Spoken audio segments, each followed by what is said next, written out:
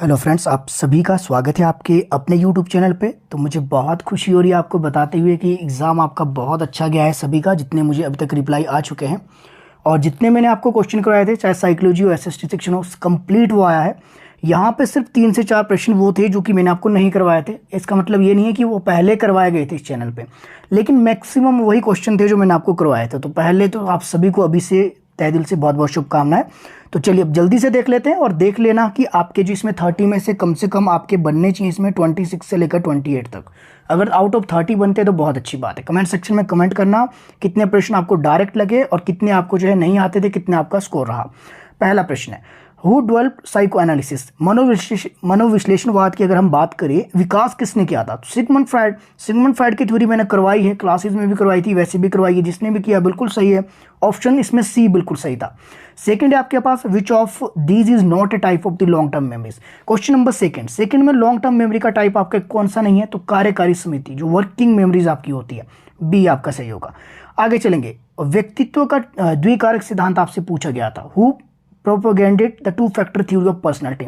देखिए, two factor theory अलग है, two factor theory of personality अलग है। तो इसमें जो ऑप्शन डी था बिल्कुल आपका ये सही हो जाना था। टू फैक्टर थ्योरी किसने दी थी? स्पेयरमैन ने दी थी। जी फैक्टर और आपके पास एस, उसमें जी इंटेलिजेंस और एस इंटेलिजेंस की वो उसमें बात करते हैं। जनरल और स्पेसिफिक की उसमें इंटेलिजेंस की उन्होंने बात की थी स्पेयरमैन ने। अगर आपको स्पेयरमैन लगा के आया तो गलत है, ऑप्शन डी इसमें बिल्कुल आपका सही हो जाना था। चलिए क्वेश्चन नंबर 4 देख लेते हैं। व्यक्तित्व परीक्षण का इनमें से कौन सा प्रक्षेपी विधि नहीं है? Which method is not A projective method of the personality measurement. Option जो सी था बिल्कुल सही था। आपके क्वेश्चन है, प्रश्नावली आपकी नहीं होगा। 5 की ओर चलेंगे। 5 पे आपके पास निम्न में से कौन सा प्रयोगात्मक विधि का सर्वाधिक आवश्यक अवयव है? विच of the following is the most essential component of the experimental method. 5 का ऑप्शन जो सी था, कंट्रोल कंडीशन, बिल्कुल आपका इसमें सही हो जाना था, नियंत्रित परिस्थितियां। आगे चलेंगे आपके पास क्वेश्चन नंबर 6, प्रचलित योजनाओं में नई जानकारी जोड़ने को किस नाम से जाना जाता है? Filling new information into existing schemes is known as. तो देखिए, ये वाली आपकी जो थ्योरी थी, कौन सी? क्लासिकल कंडीशनिंग, उसमें ये वाले पॉइंट हमने किए थे। तो एसिमिलेशंस आपका जो है इसमें बिल्कुल सही हो जाएगा क्वेश्चन नंबर 6। तो एसिमिलेशन आपका रहेगा, इंपॉर्टेंट है आपके पास। माफ कीजिएगा, इसमें नहीं था आपके पास, क्या कहते हैं आपके पास, क्लासिकल कंडीशनिंग थ्योरी से ये नहीं था। ये एसिमिलेशन वाला आपका जो पॉइंट था, ये आपकी जो किस थ्योरी में था, जरा कमेंट सेक्शन में कमेंट करेंगे। तो ये आपने थोड़ा सा ध्यान रखना है। एसिमिलेशन, अगर आपको याद आ रहा हो, एक पॉइंट हमने देखा था आपके कॉग्निटिव डेवलपमेंट में। क्लासिकल कंडीशनिंग थ्योरी भी आपके पास कॉग्निटिव से रिलेटेड थी आपके पास, तो इंपॉर्टेंट है आपके पास रहेगा। तो उसमें आपने क्या देखा कि किस तरह चीज़ों को सिखाया गया। लेकिन जो कॉग्निटिव डेवलपमेंट की जो बात करते हैं, जीन पियाजे, तो जीन पियाजे ने जो है इसका यूज़ किया था, किसके लिए किया था? नई जानकारी को जोड़ने के लिए एसिमिलेशन का जो यूज़ किया था। ऑप्शन जो बी है, उसमें मैंने आपको बताया था कि एकोमोडेशन की हमने उससे बात की थी, एसिमिलेशन की बात की थी, जिसमें आपके पास जो है नई जानकारियों को जोड़ा जाता। तो एसिमिलेशन आपका होगा ऑप्शन बी, बिल्कुल आपके पास सही है। आगे चलेंगे, क्वेश्चन नंबर नेक्स्ट हम देखेंगे।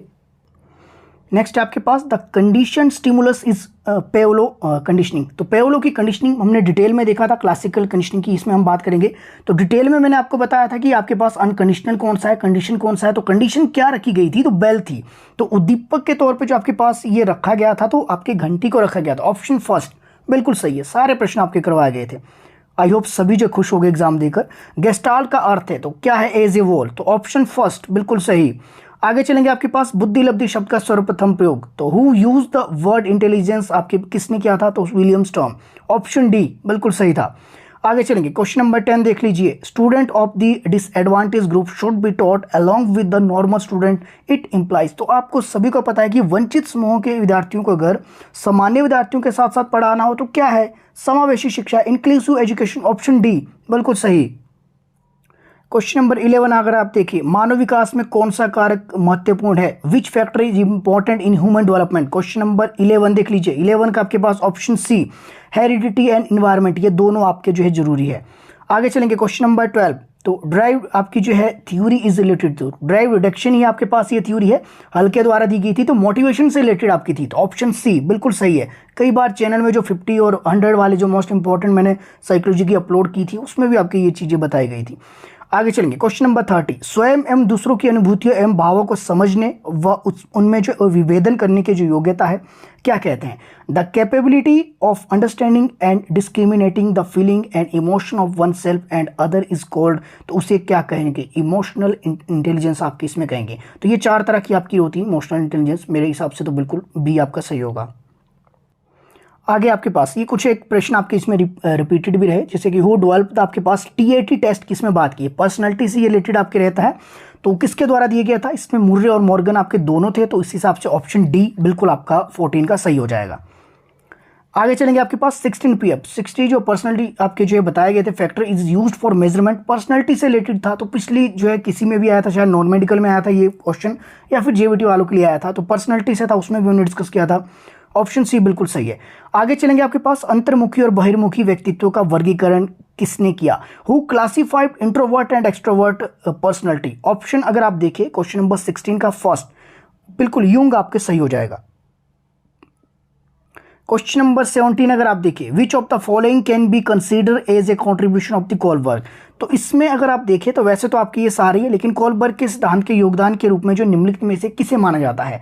तो वैसे आपके फर्स्ट भी सही है, सेकंड भी सही है, लेकिन जो इसमें अगर आप देखें तो फर्स्ट में जो दोनों चीज़ों की बात की गई है, तो यानी कि his theory has spotted as the association between cognitive maturity and moral maturity, तो ऑप्शन फर्स्ट मेरे हिसाब से बिल्कुल सही हो जाएगा। वैसे तो इसमें आपकी सारी चीज़ें हैं।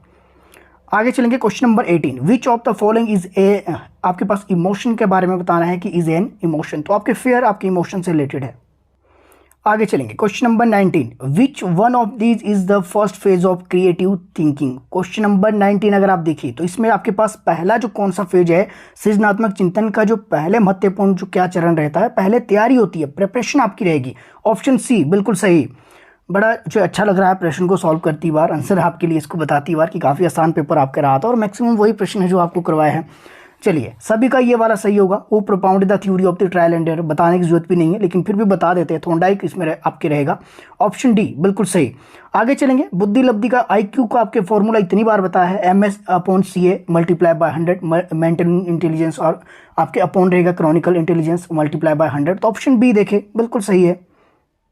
Question number 22, child tendency to respond similarity to stimuli that are similar to condition stimulus, तो यहाँ पे बालक की जो है अनुबंधित उद्दीपन के समान अन्य उद्दीपकों के प्रति जो है समान अनुक्रिया जो रहती है, जैसे कि हमने क्लासिकल कंडीशनिंग थ्योरी में कहा था कि अब जो है डॉग कंफ्यूज हो गया है कि सभी बैलों पे आपके जो है वो रिएक्शन करने लग गया है, तो क्या है जनरलाइजेशन, सामान्यकरण उसका हो गया है, उसे अब नहीं पता है अभी तक कि जो है किस पर जो है रिस्पॉन्स करना है किस पर नहीं करना है। ऑप्शन सी इसमें 22 में बिल्कुल आपके सही था, जनरलाइजेशन।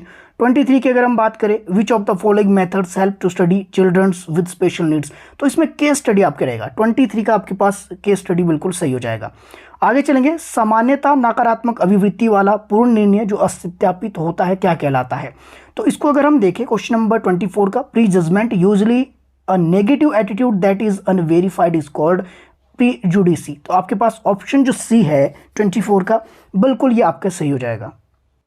आगे चलेंगे आपके पास question number 25, mental structure that guided social and other cognition is called, यानी कि एक मानसिक संरचना जो सामाजिक संज्ञान को निर्देशित करती है क्या कहलाती है? तो ये आपके क्या कहलाएगी? आप सभी को मैंने बताया था स्कीमास के बारे में कि किस तरह के आपके ये होते हैं। 25 का अगर आप देखें तो स्कीमा बिल्कुल आपका सही हो जाएगा। आगे चलेंगे आपके पास question number 26, Electra complex was proposed by, Electra complex आपके जो है किसके द्वारा प्रतिपादित किया गया था? क्वेश्चन नंबर 26 फर्स्ट आपका बिल्कुल सही होगा, कार्ल यूंग द्वारा। आगे चलेंगे 27 में अगर आप देखें, विच of the following is not a type of the psychophysical method of study of educational psychology, यानी कि कौन सी शिक्षा मनोविज्ञान के अध्ययन की मनोभौतिक विधि नहीं है, तो ये आपने बताना है। तो मेरे हिसाब से तो ये आपके पास the method of modification the individual attitude, option जो डी होगा अकॉर्डिंग टू मी, मुझे जहां तक लग रहा है तो हो सकता है। बाकी जो अगर इसको थोड़ा सा ध्यान से अगर आप देखिए क्वेश्चन नंबर 27, तो कौन सी जो है शिक्षा विज्ञान के अध्ययन की जो मनोभौतिक विधि नहीं है, मुझे लग रहा है कि 27 का जो है डी हो सकता है, लेकिन जो है कहीं ना कहीं जो इसमें ऑप्शन फर्स्ट अगर आप देखिए द मेथड ऑफ दी आपके पास मिनिमल चेंज और मोड्स ऑफ लिमिट्स, हो सकता है कि आपके पास ऑप्शन फर्स्ट भी सही हो, तो इसका भी थोड़ा सा आपने देख लेना एक बार, ऑफिशियल आंसर की का वेट करेंगे। क्वेश्चन नंबर 28, निम्नलिखित में से कौन सा अधिगम के धनात्मक स्थानांतरण का प्रकार नहीं है? विच of the following is not a type of positive transfer of learning? तो इसमें zero transfer of learning option जो है डी, ये तो आपकी अपनी ही होती है। तो आपके पास पॉजिटिव होगा, नेगेटिव होगा, जीरो ट्रांसफर ऑफ लर्निंग। तो पॉजिटिव ट्रांसफर ऑफ लर्निंग का पार्ट कैसे हो सकता है zero transfer of learning? Logic था, तो ऑप्शन डी बिल्कुल सही है। किसने कहा मनोविज्ञान जीवित जीव जंतुओं के आचरण का धनात्मक विज्ञान है? Who stated that the psychology is the positive science of the conduct of living creature? तो किसने कहा था? Option first sir William McDougall, option first बिल्कुल सही था। 30 देखेंगे, विच of the following is not A symptoms of a good memory? तो ये आपकी कौन सी नहीं होगी? तो आपके पास ऑप्शन बी दिया था एवरेज रिटेंशन, तो ये बिल्कुल आपका सही हो जाना था। अभी आपके लिए पार्ट 2 लेके आ रहा हूँ मैं, एसएसटी सेक्शन। उम्मीद है आप सभी का ये अच्छा गया होगा। तो कमेंट सेक्शन में कमेंट करना कि कैसा आपका एग्जाम रहा। बाकी मिलते हैं अभी पार्ट 2 में।